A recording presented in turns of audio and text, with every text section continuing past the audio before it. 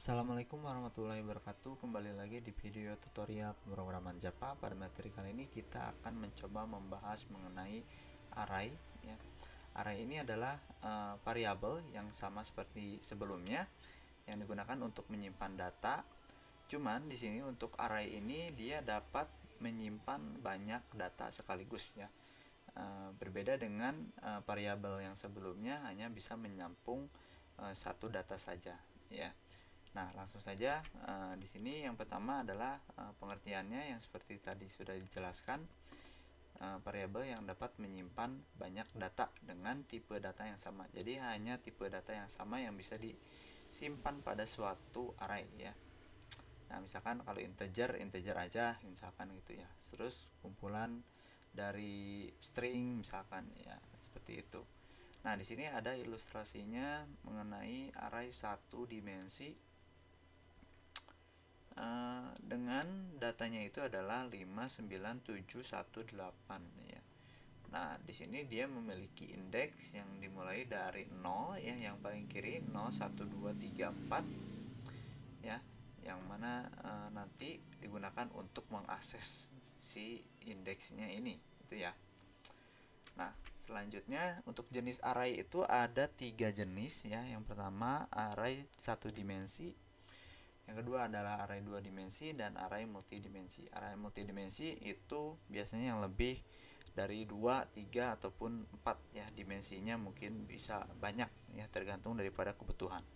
Cuman mungkin biasanya jarang digunakan yang 3 dimensi ke atas, itu biasanya jarang digunakan. Jadi yang paling yang sering digunakan adalah yang 2 dimensi dan atau 1 dimensi gitu ya.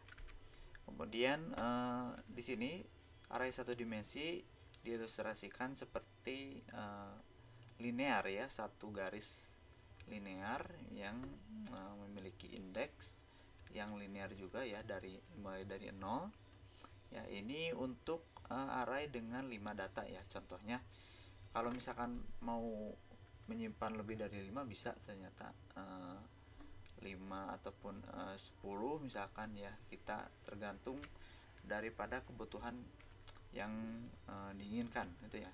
Kemudian kedua adalah array 2 dimensi. Array 2 dimensi di sini dia memiliki kolom dan baris ya. Yang mana kolom itu adalah dari dari 6 2 5. Nah, ini adalah satu kolom ya. Nah, jadi kolom itu yang ke bawah secara vertikal ya, itu adalah kolom, sedangkan kalau yang baris ini adalah secara horizontal ya. Jadi ini kemungkinan ada 3 baris dan 4 kolom ya. Dan untuk indeksnya itu dimulai dari baris dulu, kemudian kolom ya. Jadi bisa dikatakan untuk array 2 dimensi ini memiliki dimensi 3,4 ya. 3-nya itu adalah barisnya, jumlah barisnya, dan 4 adalah jumlah kolomnya ya. Jadi 3 baris 1 2 3 dan kemudian 4 kolom, 1 2 3 4 kolom ya. Seperti itu. Kemudian selanjutnya adalah cara deklarasi arraynya. Di sini ada 3 cara, yaitu dengan cara yang pertama yaitu menuliskan tipe datanya, kemudian di sini ada kurung segi ya atau bracketnya, dan dikosongkan, kemudian dikosongkan terlebih dahulu, kemudian spasi dan nama variabelnya ya. Kemudian cara kedua, tipe data, nama variabelnya, untuk bracketnya itu ditulis di paling belakang ya. Kemudian cara yang ketiga ini sama sepertinya cara yang pertama, cuman di sini ada mendefinisikan banyaknya data yang akan disimpan ya. Jadi kalau pengen ada memesan banyaknya data yang akan disimpan, misalkan menyimpan banyak 5 berarti di sini banyak datanya ditulis 5. Seperti itu ya. Sedangkan kalau yang ini belum dipesan berapa tempatnya itu kan. Ya. Nah, contohnya di sini ini contoh cara yang kedua, int bilangan. Nah, int itu adalah tipe datanya, bilangan adalah nama variabelnya.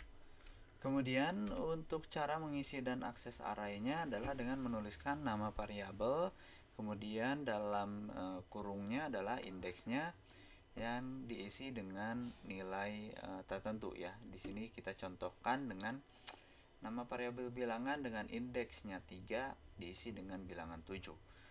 Kemudian untuk cara mengaksesnya adalah dengan menuliskan sama seperti sebelumnya dengan nama variabel dan indeksnya berapa ya. Di sini indeksnya tergantung daripada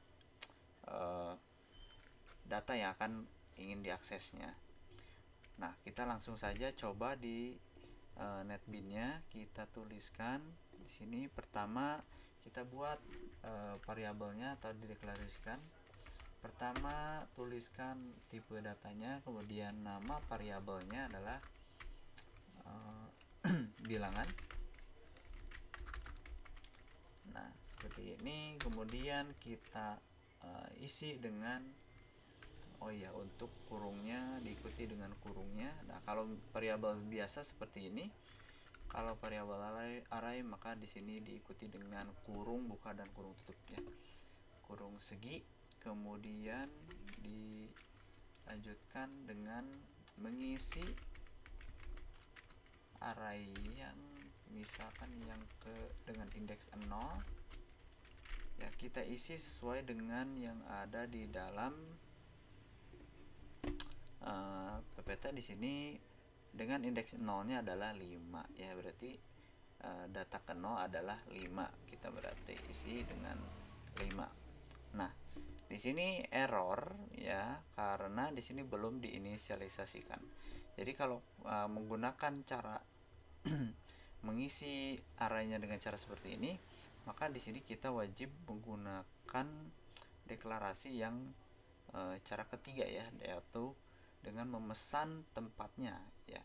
Memesannya berarti kita pesan 5 data ya, new int 5 ya, kita pesan 5. Nah, maka di sini tidak error ya. Jadi untuk mengisi dengan cara seperti ini kita harus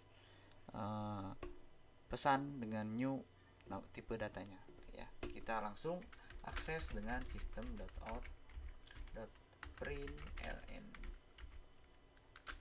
Nah, maka kita coba akses dengan kalimat terlebih dahulu ya, isi dari variabel array dengan indeks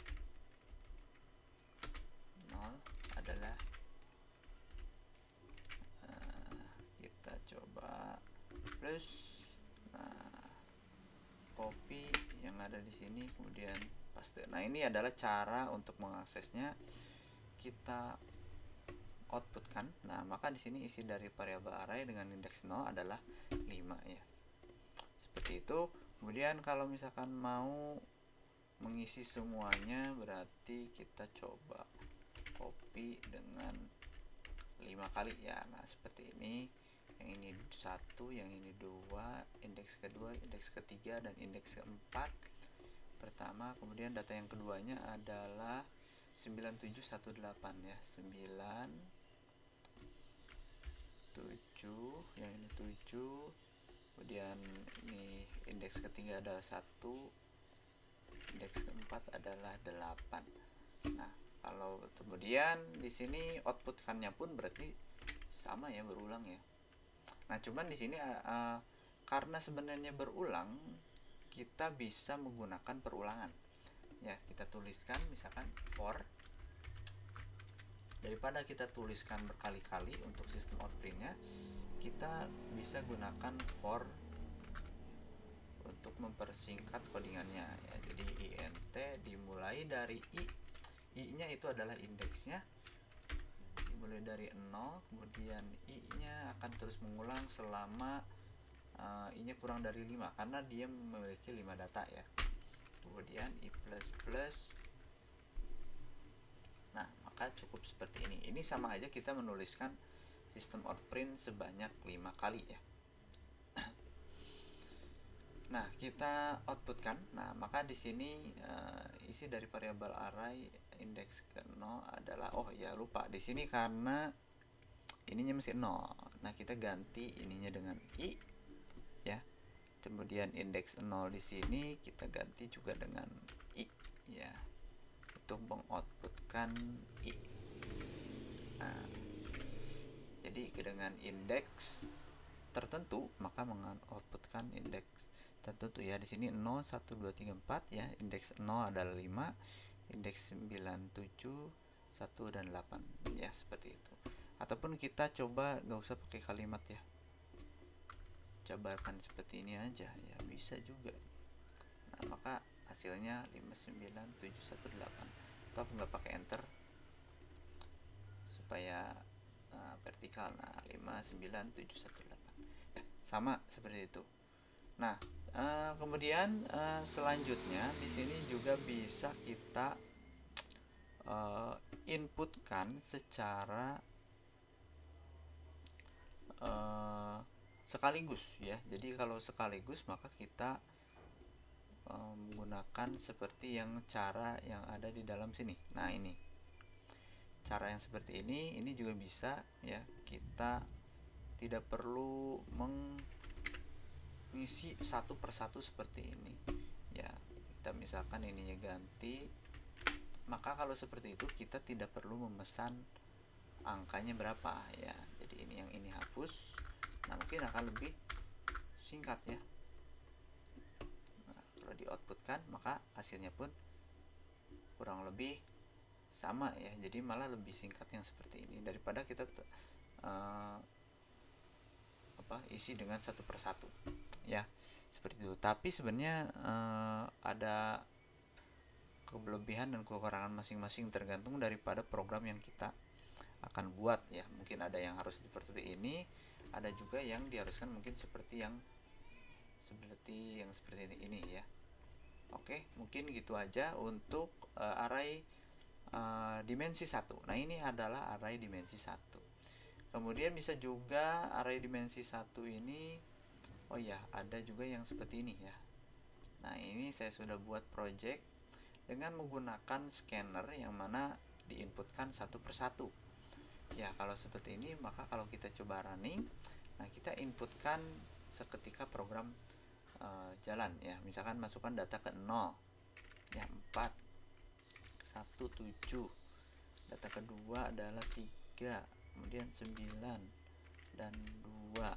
Nah, maka terakhir dioutputkan dengan menggunakan for juga, maka keluarnya 47392 ya. Jadi ini for yang pertama adalah untuk menginputkan dengan menggunakan ya scanner ya. Ini penulisannya seperti yang pernah dibahas pada video-video sebelumnya ya, keyboard that next line next int ya, karena menggunakan tipe data int.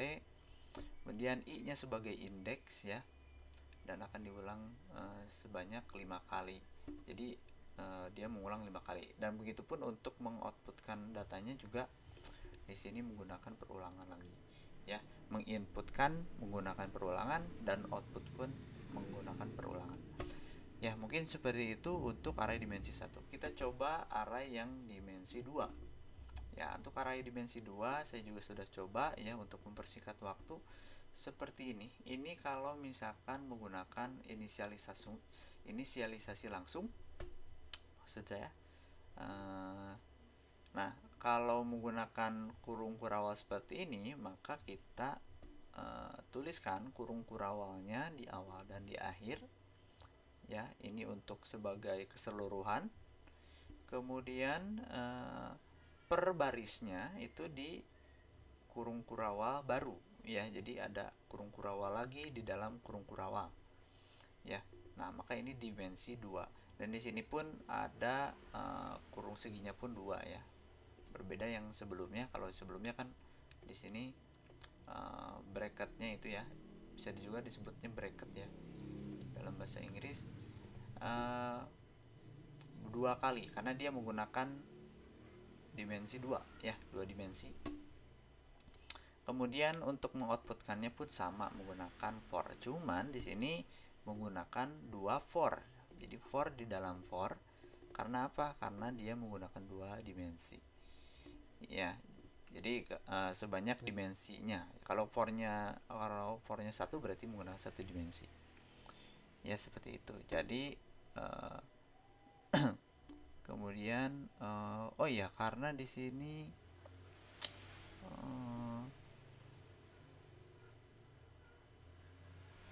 kita coba running ya. Oh iya, karena ini belum di running ya. Nah, maka hasilnya seperti ini ya. Jadi dia mempunyai baris dan kolom. Nah, ada 3 baris dan 4 kolom ya, seperti ini ya. 1, 2. Ini juga sama seperti yang ada di dalam PPT. Nah, kurang lebih sama seperti ini ya. Nah, di sini bisa kita juga menggunakan array 2 dimensi yang menggunakan input ya. Array 2 dimensi menggunakan input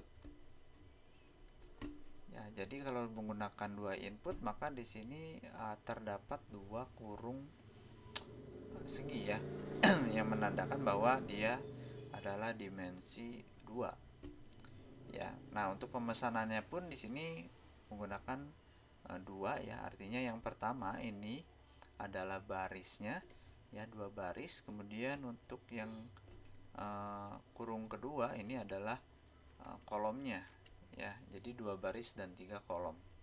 Nah, di sini menggunakan scanner. Untuk yang pertama di sini, for yang pertama adalah input ya. Jadi ada for di dalam for ya, menggunakan 2 for ya. Ini adalah input karena di sini memasukkan datanya ya. Nah, jadi dia menggunakan 2 variabel lagi ya, ini I dan J. I itu sebagai indeks yang baris. Kalau J-nya adalah indeks untuk kolomnya ya. Jadi ada I dan J. Kemudian untuk outputnya juga sama ya. Di sini menggunakan for di dalam for, ada for di dalam for ya, karena dia menggunakan 2 dimensi. Nah, sama di sini indeksnya I dan J ya, seperti itu. Kita coba tes running. Nah, maka pertama masukkan data ke 0,0 ya. Di sini maksudnya adalah indeks dengan baris 0 dan kolom 0 ya. Jadi kalau kita gambarkan di sini baris 0, indeks ke 0. Nah, berarti di sini ya. Jadi data yang di sini tuh kira-kira mau diisi berapa? Ya, misalkan kita isikan 6 ya, seperti itu. Cuman di sini beda ya. Ini kalau yang ini 3 baris 4 kolom, sedangkan yang tadi kita coba adalah di sini 2 baris 3 kolom. Kemudian kita coba masukkan 0,17, 0,2 adalah 8, kemudian 4, 6 dan 1 ya. Nah, maka setelah itu dia akan mengeluarkan dengan outputnya seperti ini ya. 2 baris dan 3 kolom ya. 6, 7, 8, 4, 7, 4, 6, 1 ya, seperti itu. Ya, ini kalau misalkan diganti juga bisa ya. Jadi kalau misalkan mau 4 baris kemudian 5 kolom misalkan, berarti di sini 4, di sini 5 ya. Sama, terus di sini 4, di sini 5 ya, seperti itu.